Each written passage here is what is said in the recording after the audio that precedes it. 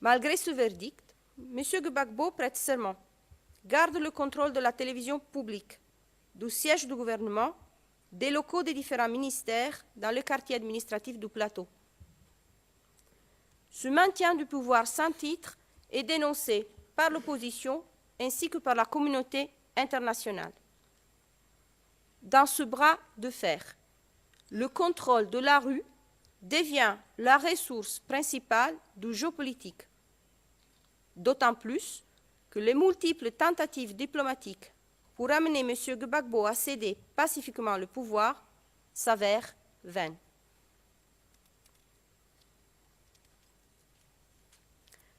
Le rôle joué par les jeunes patriotes dans la vague de violence qui se déchaîne au cours de la crise post-électorale s'inscrit dans la continuité d'une décennie de crise dont j'ai rappelé les grandes lignes au début de ma présentation.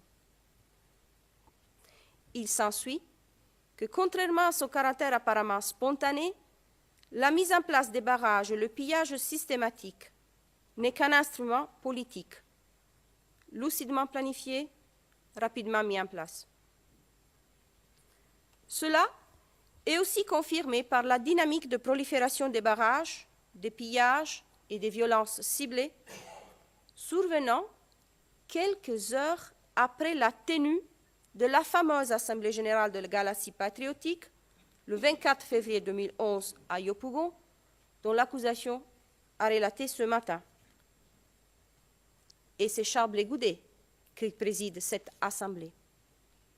Il appelle les jeunes patriotes à leur rôle de cordon humain de sécurité du président Gbagbo, en les incitant à s'organiser en comité.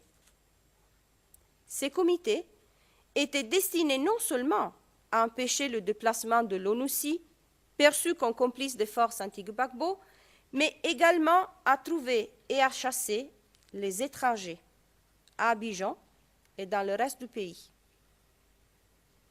Vous avez déjà entendu cette citation.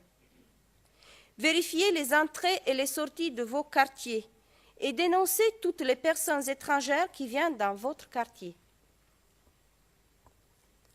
À la suite de ces mots d'ordre du leader, le phénomène des barrages se généralise aux alentours des fiefs électoraux de Laurent Gbagbo.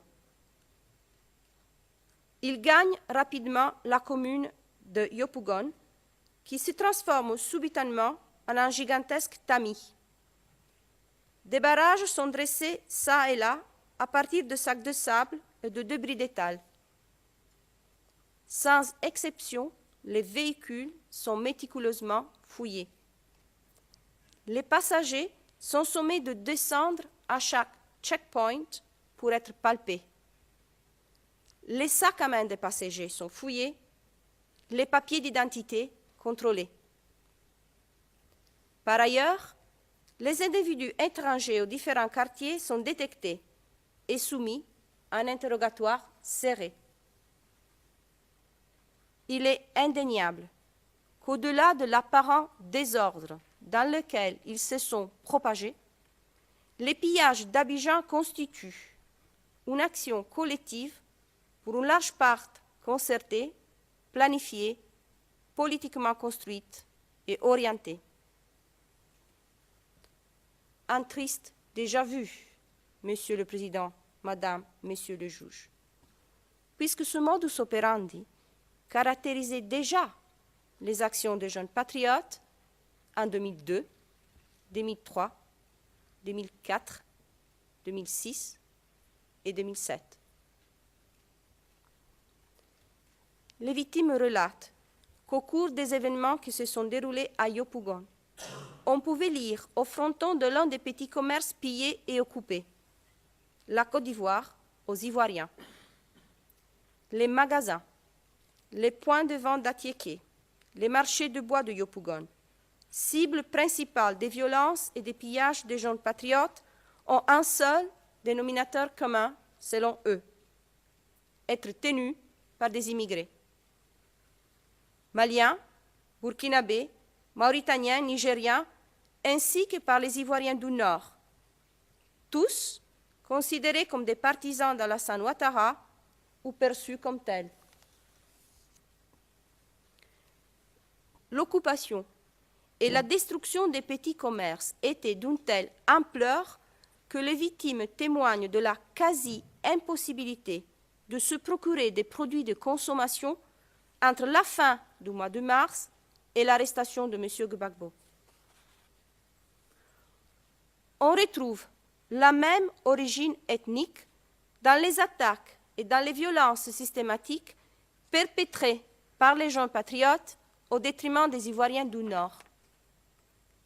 Chauffeurs de taxi Woro-Woro, propriétaires de véhicules de type minicar, ce qu'on appelle les GACPA, propriétaires de commerces liés aux pièces détachées automobiles et de la quasi-totalité de garages automobiles de Yopougon. Plusieurs d'entre eux ont été battus, torturés, brûlés vifs. Leurs magasins pillés, aspergés d'essence et incendiés. Leur seule faute, être facilement identifiables comme Ivoiriens du Nord à cause du secteur dans lequel ils travaillaient. On comprend pourquoi, dans son fameux discours du 24 février 2011, Charles Blé Goudé appelle les jeunes patriotes à trouver et à chasser tout étranger du territoire ivoirien. Les 4 millions de Burkinabés, les Ghanéens, les Maliens, qui depuis plusieurs générations vivent et travaillent en Côte d'Ivoire, tout comme les Ivoiriens du Nord, qui portent des noms identiques, ne sont pas des Ivoiriens. Ils sont l'étranger qui usurpe leur terre, qui occupe leur poste de travail et qui essaie de conquérir le pouvoir politique. Le retour sur la scène politique d'Alassane Ouattara, qui le voit gagnant sur le FPI de Laurent Gbagbo, transforme en action les discours extrêmes de M. Blé Goudé. Alassane Ouattara incarne parfaitement l'idée avec laquelle les jeunes patriotes ont été endocrinés. L'étranger venu du Burkina a usurpé le pouvoir, veut éliminer Gbagbo, occuper la terre des Ivoiriens à l'aide des Nations Unies et des anciens colonisateurs. Le terrain étant balisé, M. Blé Goudé n'a qu'à déclencher les violences. Dans le 27e rapport du secrétaire général sur l'opération des Nations Unies en Côte d'Ivoire, on lit, je cite, « Après que M. Blé Goudé a appelé les jeunes patriotes en février à trouver les étrangers à Abidjan et dans le reste du pays, il a été signalé que de nombreux ressortissants de pays d'Afrique de l'Ouest avaient été victimes d'agressions, pour certains enlevés ou brûlés vifs, et que de commerces appartenant à des étrangers avaient été mis à sac et pillés à Abidjan. Les maisons des opposants politiques de M. Gbagbo à Abidjan ont été marquées pour signaler l'appartenance ethnique de ce dernier.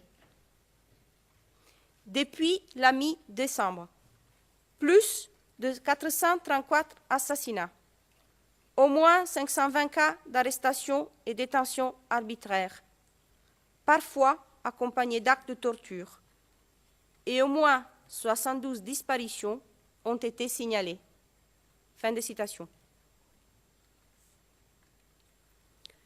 Orateur brillant, doté d'un charisme incontestable, M. Blé Goudé a su mobiliser les jeunes patriotes prêts à obéir à ses ordres visant à chasser les étrangers, perçus comme pro-Ouattara, et à exécuter ses ordres de façon rapide et efficace pour défendre M. Gbagbo à tout moyen. Il a notamment utilisé des techniques oratoires variées, dont une rhétorique xénophobe incitant à la haine contre les civils de certaines ethnies, considérés comme n'étant pas de vrais Ivoiriens ou comme complices des étrangers. Ainsi, l'ordre de dénoncer les étrangers doit être entendu au sens plus large comme englobant pas seulement les non-ivoiriens, mais également toute personne qui pouvait paraître comme ne vivant pas de façon habituelle dans certains quartiers et qui étaient identifiées selon certains critères. La façon de s'exprimer, la façon dans laquelle elles étaient habillées, ou encore le fait d'apporter des amulettes. Cet ordre ne signifiait pas seulement de les conduire dans un commissariat de police, mais également de les dénoncer aux différentes hiérarchies établies au niveau des barrages. Lors de ce procès, Monsieur le Président, Madame et Monsieur les juges, les victimes que je représente contribueront à l'établissement de la vérité en fournissant leur point de vue sur les événements récents de la Côte d'Ivoire, à travers le récit de leurs histoires personnelles, en apportant leurs explications quant au contexte culturel et politique, en expliquant l'impact des événements sur leur vie, à travers le récit des préjudices qu'elles ont subis.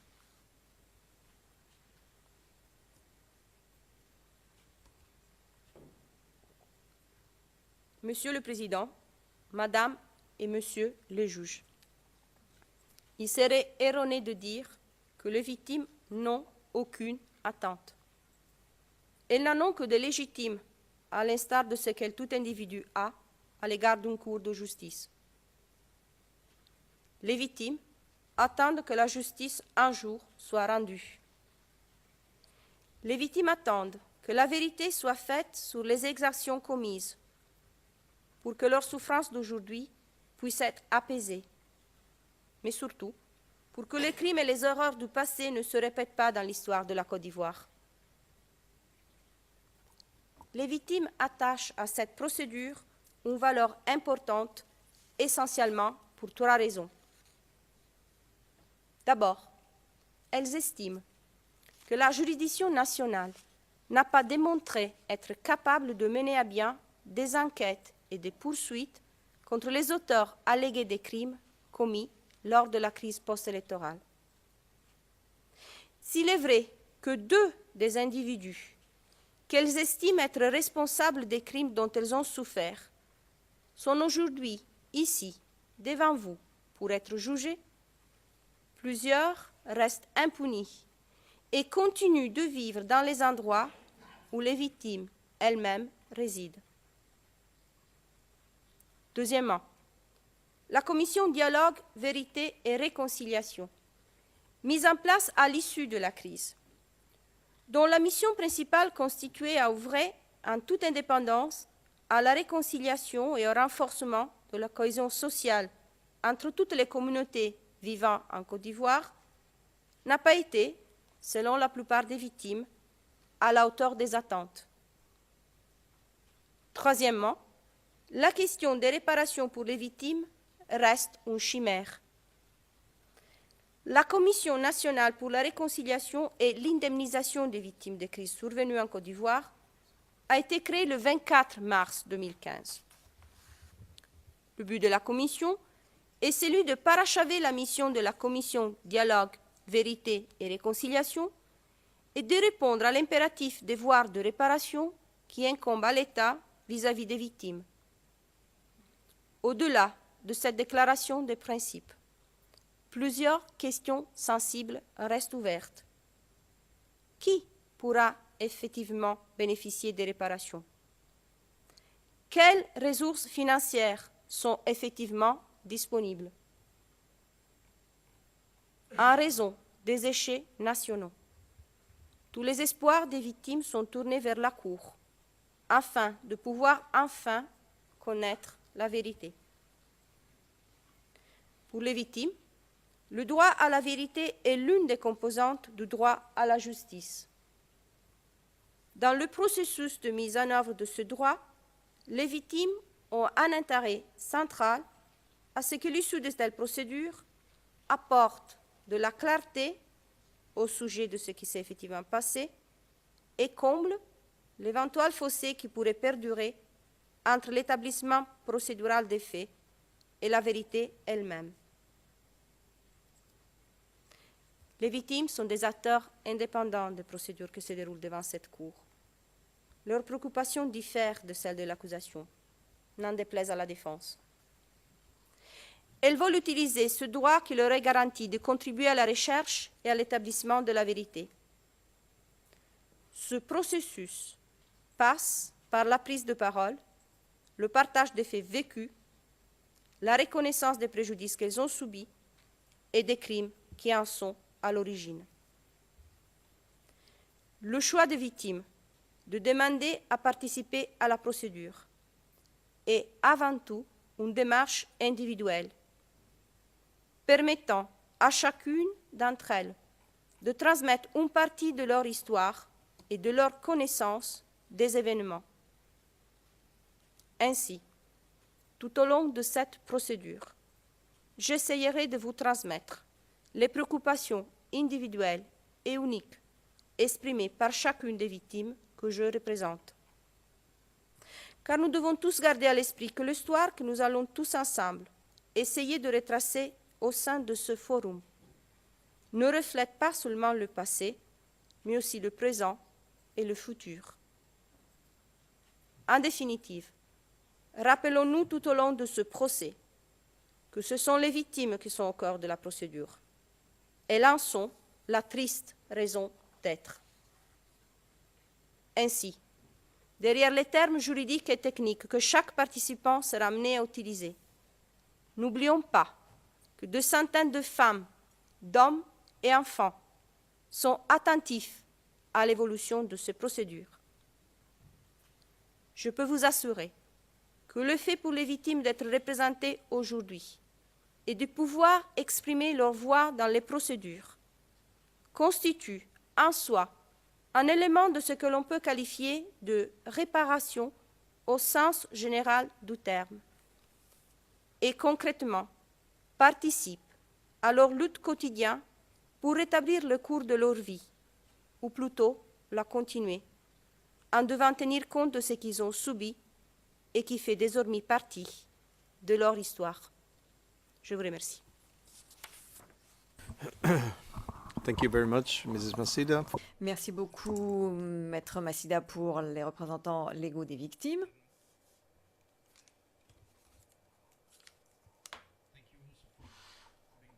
Merci également d'avoir été concise et d'avoir terminé votre présentation des faits en 50 minutes, ce qui, d'une certaine façon, répond également à ce qui a été soulevé hier par la défense concernant les différentes positions ou la position en tant que deuxième procureur, pas du représentant légal. Je dirais que ce n'est pas la même chose, ce n'était pas ainsi parce que le procureur a eu 6 heures alors que le représentant légal des victimes, qui représente plus de 700 victimes, a fait sa présentation en 50 minutes et je pense qu'elle a vraiment donné les éléments importants concernant les points de vue et les préoccupations des victimes sans adopter la position de deuxième procureur. Et par ailleurs également, il est clair que les victimes, que les points de vue des victimes sont plus connus par le bureau du procureur que par la défense. Bien, ça c'est autre chose. En tout état de cause, bien, je lève l'audience jusqu'à lundi 9h30, heure à laquelle la parole sera donnée à la défense. Et nous aurons lundi et mardi pour la défense. Mais je dirais que nous avons toute la journée de lundi et également mardi. Donc ce n'est pas soit lundi, soit mardi. Nous commençons lundi et nous continuerons mardi. Donc nous aurons le premier témoin mercredi. C'est également pour que l'unité de protection des victimes et des témoins puisse s'organiser et savoir qu'ils ont vraiment une date d'arrêté, une journée d'arrêté, et que ce n'est pas quelque chose, un concept flottant. Donc la réunion est levée. Monsieur MacDonald, très brièvement, Monsieur le Président, dans la mesure où nous ne siégeons pas cet après-midi, je vais prendre contact avec mes collègues. C'est peut-être plus une question qui concerne le juge unique. Ce sont des points concernant la gestion de l'affaire dont on pourrait discuter cet après-midi si vous êtes disponible. Le juge, oui, je le suis bien entendu. Monsieur MacDonald, bien, je parlerai à mes collègues et je vous enverrai un courriel. Le juge président, oui. Monsieur MacDonald, donc à la Chambre, au juge. Le président voulait dire sur la question de Monsieur MacDonald interrompant, oui, la conduite des procédures en termes de gestion des cartes et de ce genre de choses. Le président, bien. Monsieur MacDonald, pour le premier témoin. Le président, bien. Monsieur MacDonald, merci. Le président, merci beaucoup. Donc, nous levons l'audience jusqu'à lundi 9h30.